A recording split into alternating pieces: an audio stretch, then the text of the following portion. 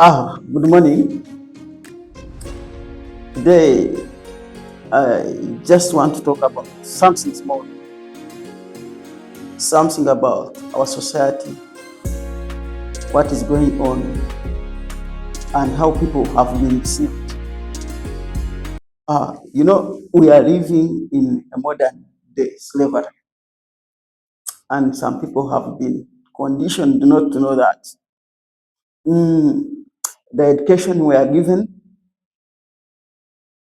the system we are given, look at the education where you are taught to sacrifice your life for the society.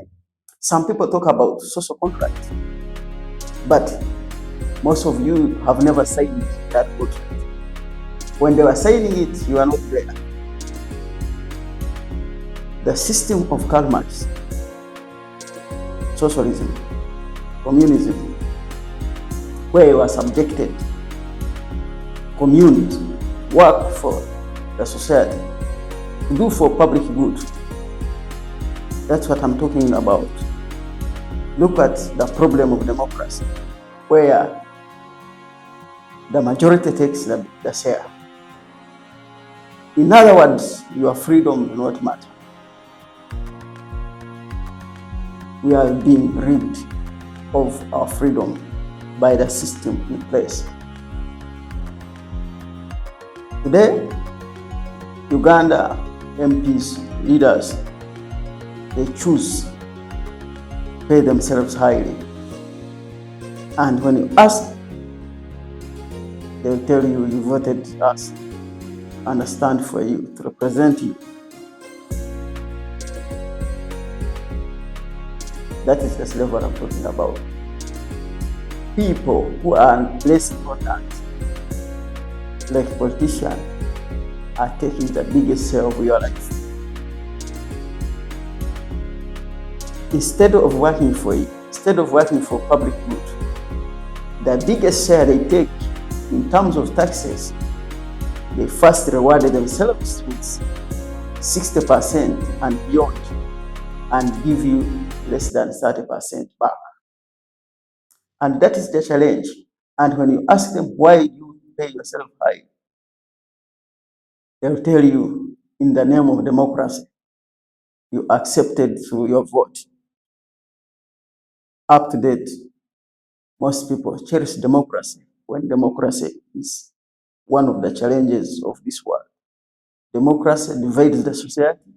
Democracy is not freedom. It actually takes your freedom away.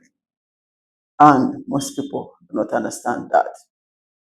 Look, today, the biggest problem of Uganda, the biggest social and political problem, actually economic problem also as well, is Ugandan leadership. The parliament is a group more dangerous than armed highway robbers. It is stealing people's money through paying itself expensively, surviving, living at the cost of Ugandans, taxpayer. The challenge we have, the reason why people are not up in arms challenging these people is because the system taught them to be obedient, taught them to be duty holder, that the citizens have a duty to do public good. They don't know who the public is.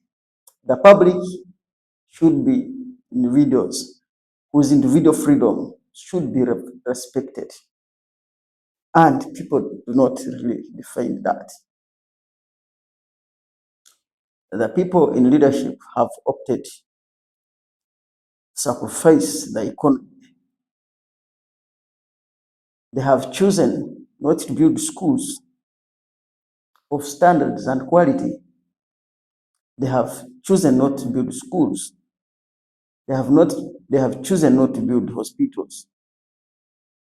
They have chosen not to build roads. They have sacrificed the economy. What do they do? When they are sick, they fly out for better medication. They don't educate their children from here. Where do they go? They go abroad. The cars they drive do not have a challenge when they are walking on potholes. The system that robs from the people, from the taxpayer, is what these people employ.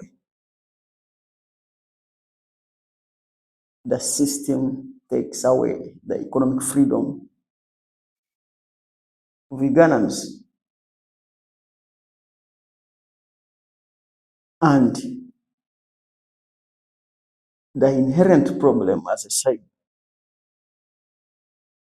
is built within the system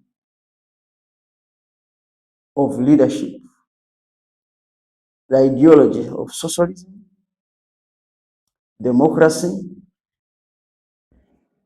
and socialism asks you to preserve the public good. You contribute your taxes so that they can provide the welfare programs. But who benefit from these programs are the people in leadership. You become a slave. You see, democracy tells you to vote. When you vote, they are the one there. So the challenge we have is democracy, socialism as an ideology, and then education. People are blunt enough to understand the economics of these things until they wake up, question the morality of things, the economics of things, the ethics of what these people, so-called leaders, are doing. They stop being robbers. They stop being cartel of thugs to serve the people. Most people do not understand us when we say that leaders are servants. They are servants of the people. If a leader is a servant who comes to us to ask for the position, why should they determine the salary? It's like a boss, a housemaid determining the food for his boss at home. An employee cannot determine the salary of employer.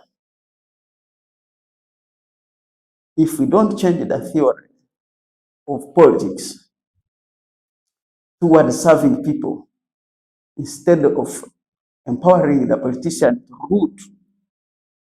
loot the society, we have a great challenge where politicians will continue looting our economies, and the consequence is stagnating economies, abuse of freedom, and of course, the direct consequence is the wars, the economic wars, the political wars, and of course, loss of lives for many society, as you see in Kenya. Way forward is people should be educated with the consequences of leadership, the best means of achieving the social aspect, economic aspect of the society. And until then, the system in place will continue to plunder the society, and people remain in the shadows of slavery as politicians continue looking. Thank you very much. I will continue this awareness campaign against leaders who are acting as highway robbers. Thank you.